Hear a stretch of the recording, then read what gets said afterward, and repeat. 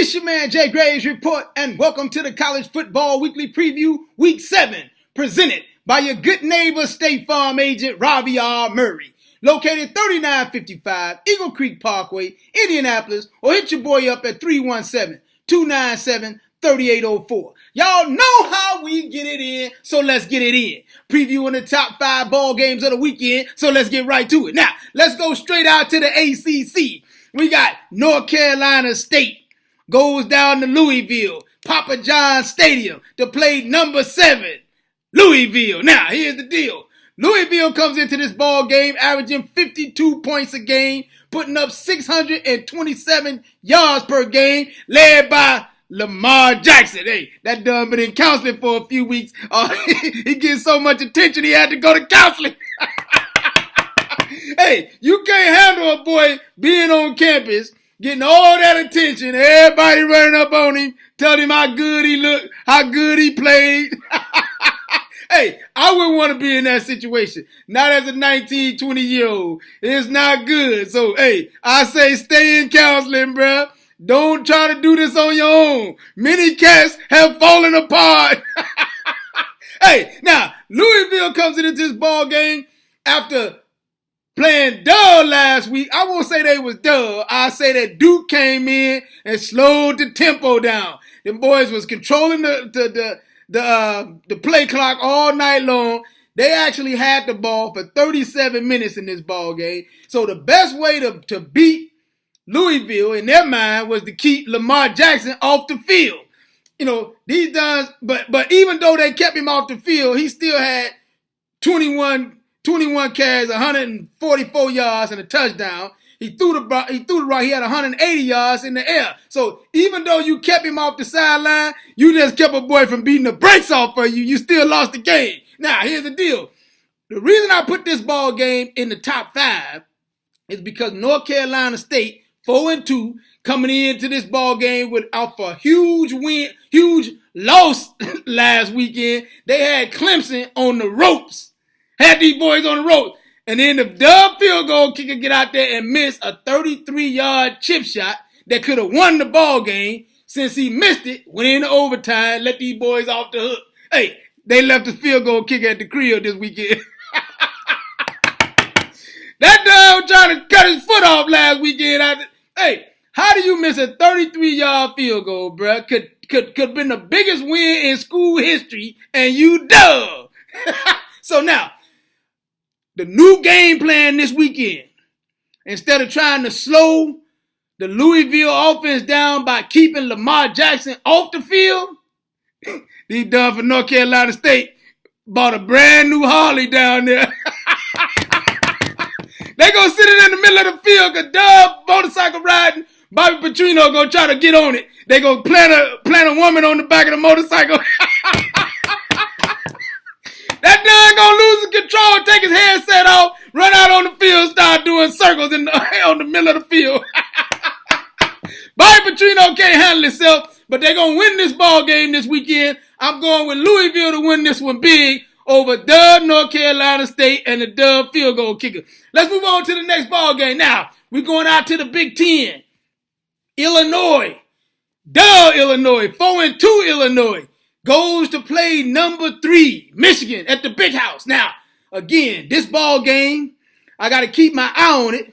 Even though Michigan going to beat the brakes off these boys, there's no reason why Illinois is going to be in this ball game. They only averaging 26 points a game, putting up 371 a game. Michigan walks into this ball game averaging 50 points a game, bruh, and putting up 470 yards per game. But that's not the most impressive piece about this team. The most impressive piece about this team is they lead the country in total defense. They lead the country in total defense, pass defense. They 9th in rush defense, number 1 in scoring defense. Hey, ain't nothing you can do with them. They putting up crazy points and they ain't giving nothing up. But the most impressive piece about this ball game is the fact that Doug Jim Harbaugh been hiding boogers in his headset. Everybody was watching him the first couple of games. The Dunn tried to act like he didn't eat the booger when everybody saw him on the slow-mo cam. Now he had them in the doggone in the doggone microphone, and he's slipping them out real easy on the boy when ain't nobody paying attention.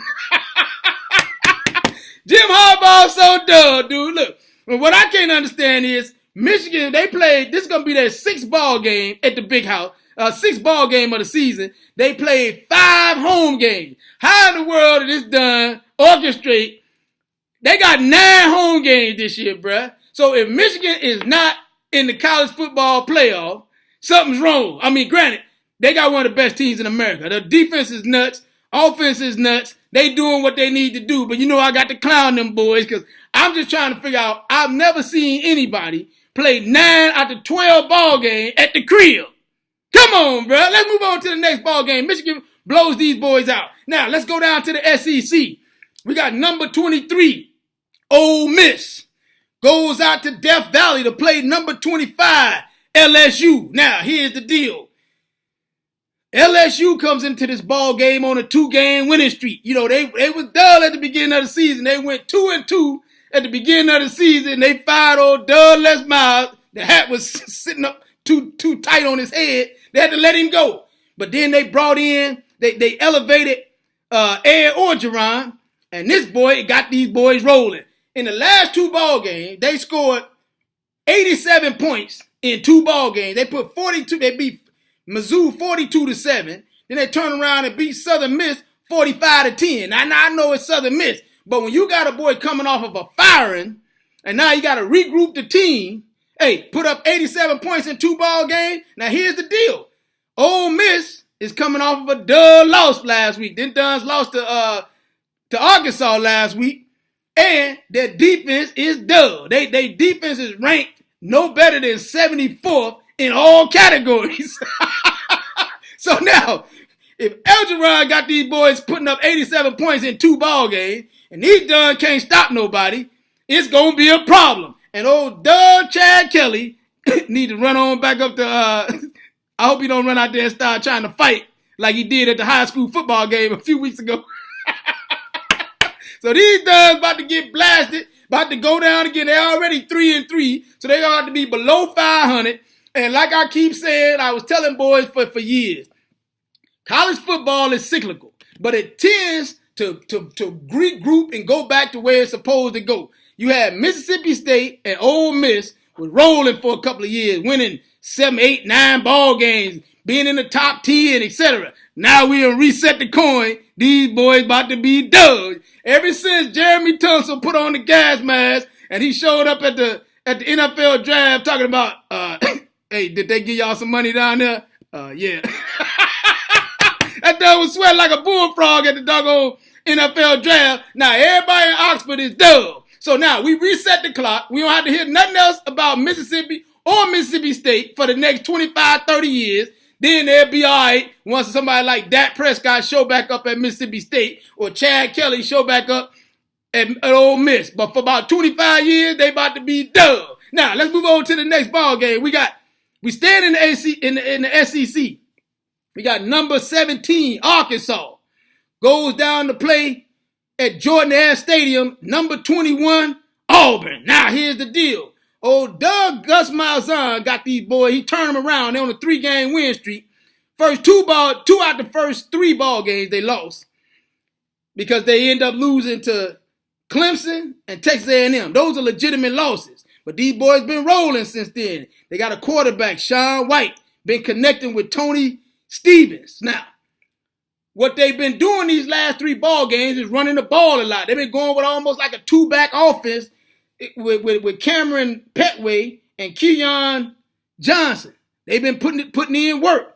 But here's the deal. Arkansas is led by the junior quarterback, Austin Allen. It's his first year starting, but he's been solid. He hasn't been turning the ball over like crazy. He managed the game. He plays well. So they ain't coming off of a huge win last week of beating Ole Miss. So I'm going with Arkansas on the road to beat these Duns down in Auburn so they can't run out there and try to put the doggone rolls of toilet paper at Toomer's Corner. You remember a few years ago when that Doug mug Harvey Updike poison the trees.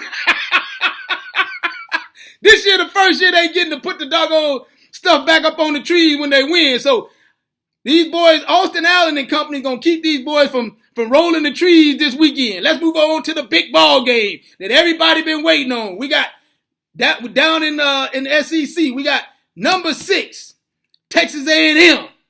Goes into Bryant-Denny Stadium and plays number 1, Alabama. Now, Alabama comes into this ball game averaging 45 points a game, putting up 507 a game, led by the true freshman, Jalen Hurts.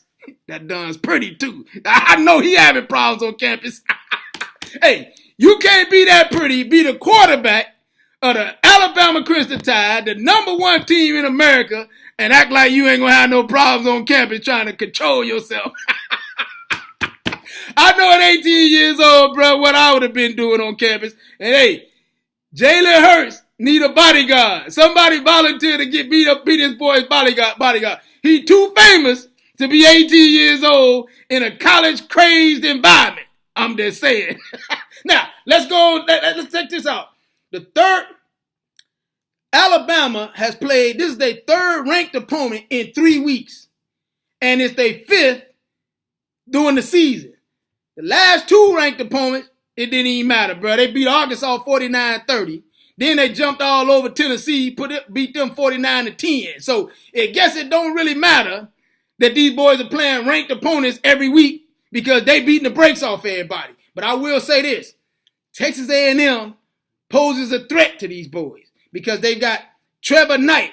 I remember Alabama, last time Alabama played Trevor Knight was playing for Oklahoma and he knocked them off in the Sugar Bowl. So they're going to prove a point against this boy because think about this.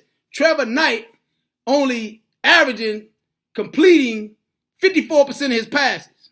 So he does throwing the football, but he can run the football. So they're going to force Trevor Knight to throw the football. That's what they're going to do. But here's the deal.